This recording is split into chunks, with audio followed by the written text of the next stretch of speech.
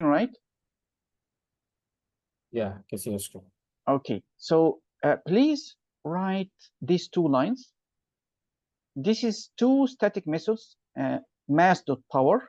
Power is a method. Mass is a library. Mass is a library here again, but the square root here, it is a method. So sqrt is a method in the mass library. Okay?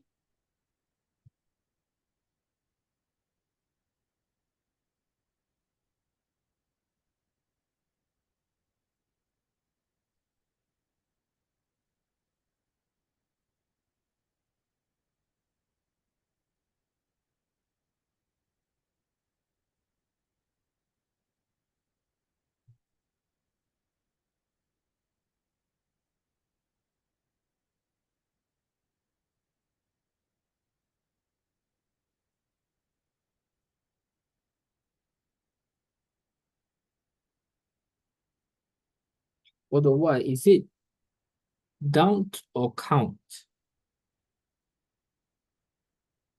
Where is that? Sorry. For the Y, Uh-huh. Oh, is double. Sorry. No, it's wrong. house Yeah, it's double. Sorry for double. that. Okay. Yeah,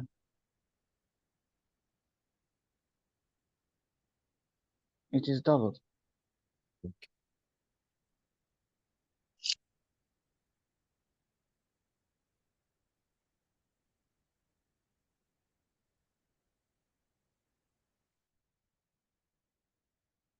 You want me to print, right? Yes, print, please.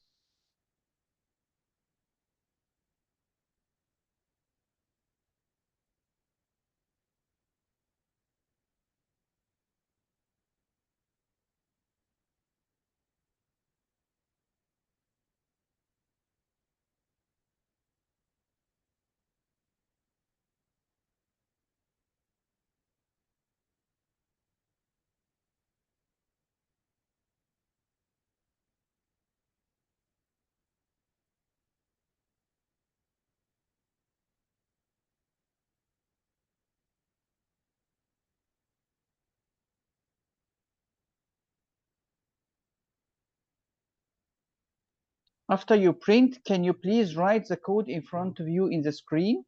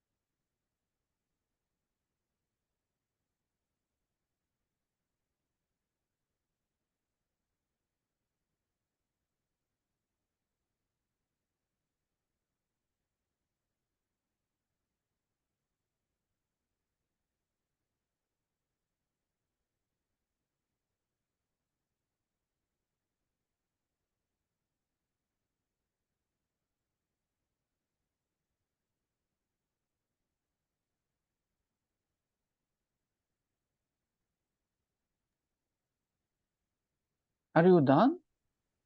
No, wait, not yet.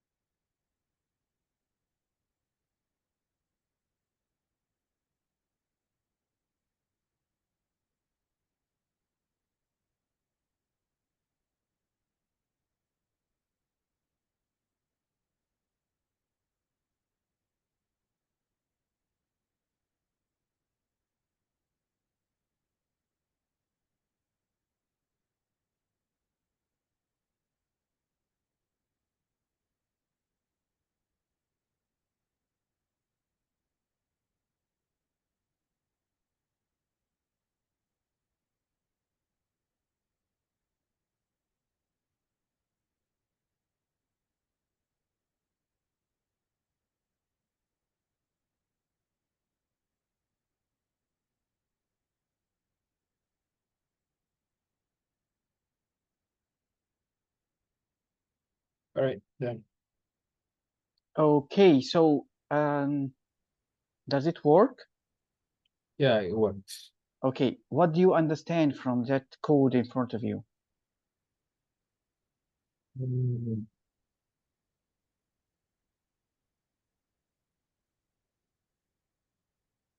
So we do the same. One by one. This is called Yeah, method 2, right? yeah, And this is here you define what method 2 does, right? So yeah, this line of code will be executed once you call method 2. yeah. And this is method 1. This is how you call the method, and this is the definition of the method. Okay? Clear? Okay. Okay, Yeah, so once we call the method 2 here, it will go down to execute that line. Once you call method 1, we will go down to execute that line. yeah. So I want you, yep, I'm listening to you. Okay, so it means that we execute the first the method 2 first rather than method 1. Is that correct? Excellent. Yes, because we call it first, regardless which one we define first. You can define whatever you want. As long as you didn't call it, it will not get executed. Okay. Okay, so do you see the arrangement here? Method 2 first, method 1 first. Clear? Yeah, see the arrangement. Clear. Okay, now have a look at this code. Okay. Now, if we move the definition of method 1 before the main method, it will also get executed with no issues. So you see here, where is the definition? We moved it from the bottom to the top. Okay, it have no relation, the definition location have no relation to the execution arrangement. It depends on the calling. Okay, am I clear? Yeah, So you moved it here, but the output is still the same. Clear now? yeah, it's clear. Okay, we have a look now at this trick that he's trying to use. So I want you to, by doing copy and paste, I would like you to create this, how to say, these two methods, message 1 and message 2. And just be aware that inside message 2, I'm going to call again message 1.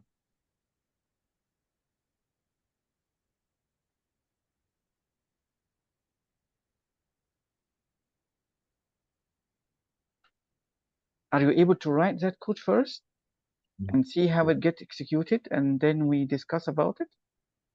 All right. Yeah, sure. Right.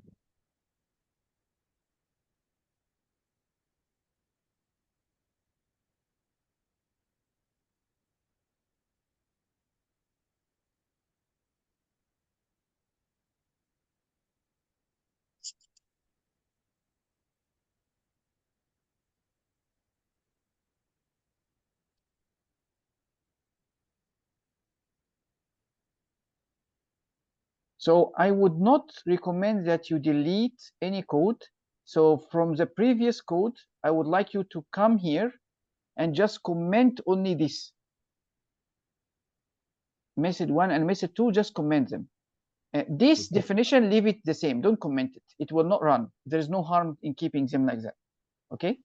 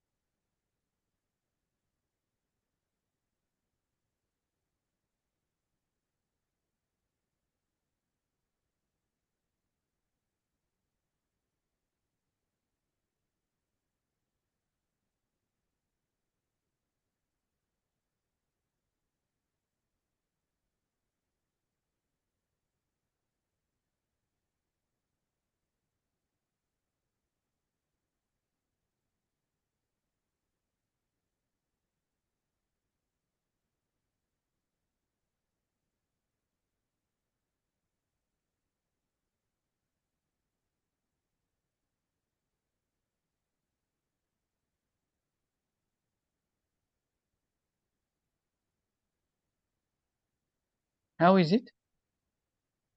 Yeah, just finishing now.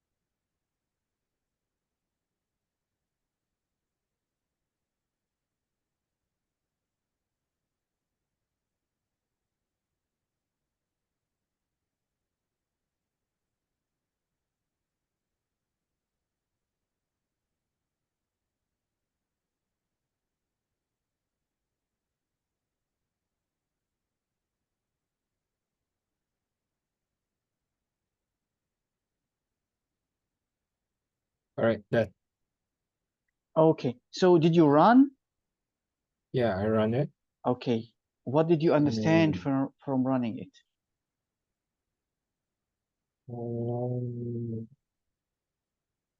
it's the same thing as first one, but when we enter the what's it called, the function message one, it print out this is message one also before we are done with message two.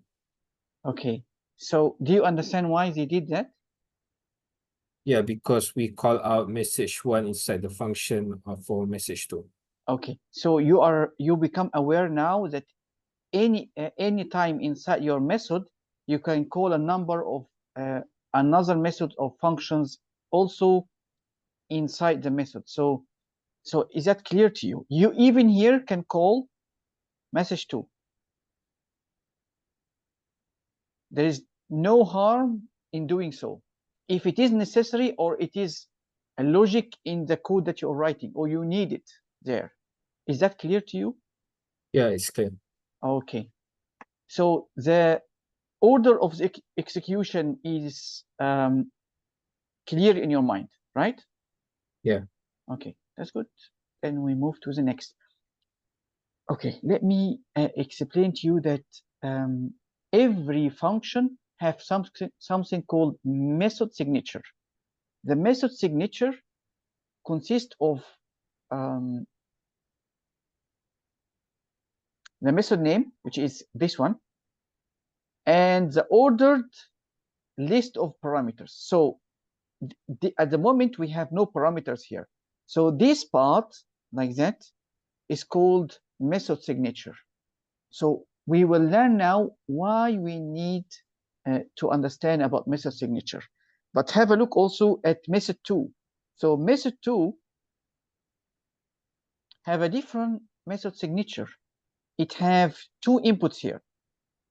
It have a method name and two inputs. Is that clear to you? Any Yeah, it's problem clear. with that? No. Okay, excellent.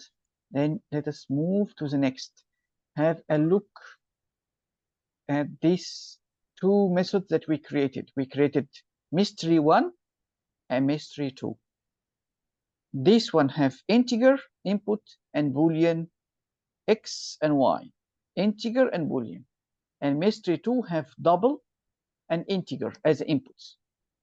So have a look here. Based on the method signature, will that line get executed without error, or it will get us an error?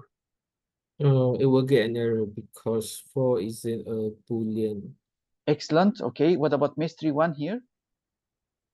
Mystery 1 doesn't have because it doesn't call, what's it called? Doesn't call out the parameters. Doesn't pass in a parameters. Yes, correct. Yeah. And what about here? It's missing the y boolean. Excellent. Okay, and here? That one is correct.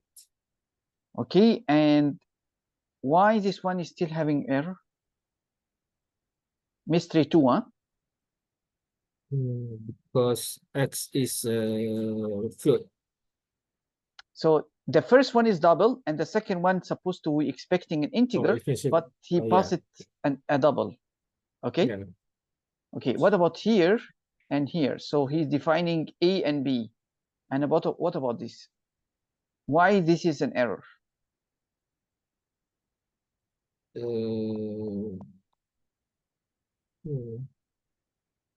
Because it call out another parameters A and B. No, actually, these lines, these two is fine, but the problem here is not in the definition of A and B. The problem here is that you should never write double and integer when you are calling the function. You only write them when you are defining the function. Here, you take an input, but you don't define the data type of the input, not when you are calling the function like that. So that's why here is a problem. But when you pass A and B like that, it's acceptable. So this is okay, but this is wrong, because we should never mention the double and integer here again. We already mentioned them in the function definition. Did I make myself clear so far? Yeah. Okay, then we move to the next. So, okay, if we want to return something from a method, so we should remove what we used before to call void. Void, if we use void like this one, so you see here we use void. Void means that we are not returning anything from our function. We can print something out, but we will not return something from our method call. And I will show you how the return means in a moment. So this method that we are defining here, method 1, is returning an integer. and method 2 is returning a double. So it means that we need to use certain things to certain keywords inside method 1 to return something out. So we will do some operations inside method 1, and the result of the operation, we will return it back. So we will see that how it works in a moment. So if you have a look here, you already called and write these methods. I think you didn't write that before. You use the math library, but you didn't use absolute. So absolute is a method, and if you call it, it returns to you the absolute number from this negative 42. You pass it negative 42, it returns back to you 42. So, and also the round, if you pass it 2.71, it returns to you back 3. So I want you to write that line inside main, but you have to print it out. So you write system.out.print line, and then you write inside it mass.absolute. And you do the same here also. So you print out mass.round. Okay? Okay.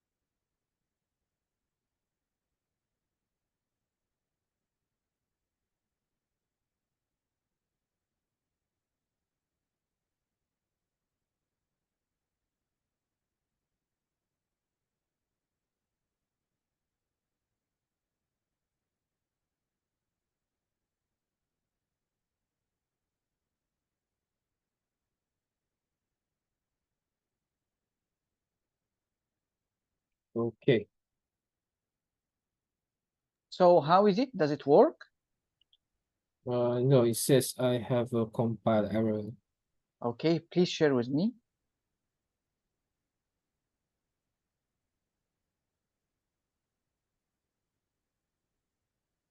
So which line tell you that you have a compile error?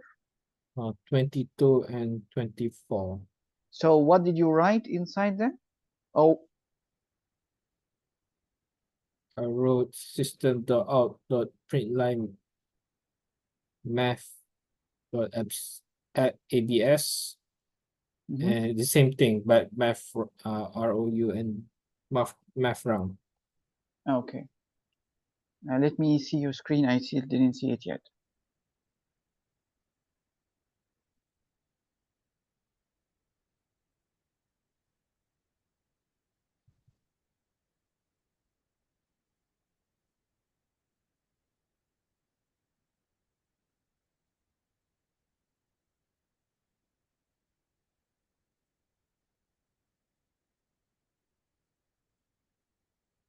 Can you see it? Not yet. Not yet. Yep, I see it. Okay. No, wait. So 21, you have to comment that line. Yeah. Okay, wait, never mind. No, let me tell you. No need to comment it. I will tell you that. So when you write here, let me explain first. So when you write here absolute like that, you didn't pass the absolute function any input. Okay, so that's why it will tell you there is an error. This is executed and it returns something to you.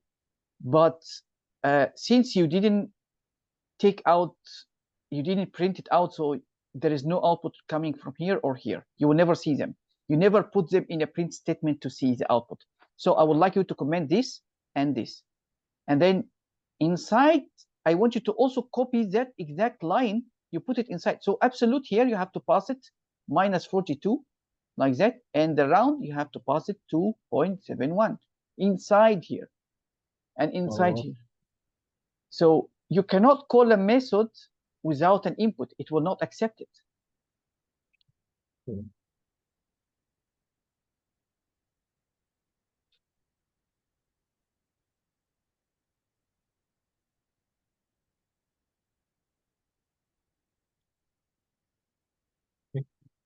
No, just control, make control Z, control C, control V,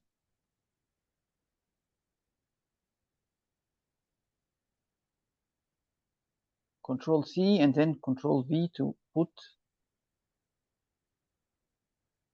Okay, make sure that this semicolon, yes, okay, that's good.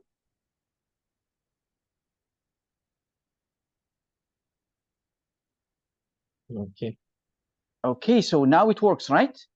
Yeah. So I would like to tell you, if you try to print something out inside the print statement here, if you try to print something that does not return a value, so nothing will be printed. But because this absolute, it is a method that returns something to you, that's why you see something that is printed out. Okay, if you ever try to print the average, if you put the average inside here and try to print it, it will not return anything because we are returning void. We're not returning anything. We will go into that in the coming minutes if we still have time. Okay. Okay, let me share, please.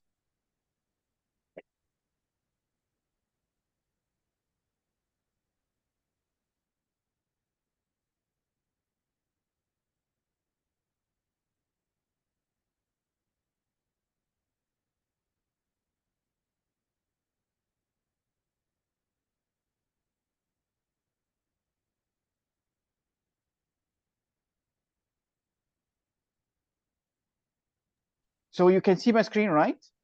Yeah, I can see your screen. Okay, so I would like to share with you that we created a method here that is called sum. It takes two integers, and it returns something to us. And it actually returns an integer to us. We use here a new keyword that is called return. So this return takes the two inputs and adds them together and return them back. So if you have a look here, in this print statement, what did I write? I write a string, and then I write plus, and then I call my method, which is sum. I pass it two numbers, and then the addition of these two numbers will be printed here. Okay, so is that something clear to you, or it's confusing? Yeah, it's clear to me. Okay, so what I will tell you now, so because we are approaching the end now of our class, I want you to write that as a homework. So I will pass you that code in your WhatsApp message, and then you write it as a homework, and then I discuss it with you next class. Is that fine to you? Yeah, it's fine. Okay, now let me understand from you. Did you benefit from this class? Yeah, I benefited. It jogged my memory on the basics. Okay. Would you like us to continue the way we are continuing at the moment, or you would like something different? I think it's fine to continue the way it is. I think it's good to brush up on my basics first before we go further. Okay, that's good. Okay, see you next class then. Take care. Thanks a lot. All right. Thank you.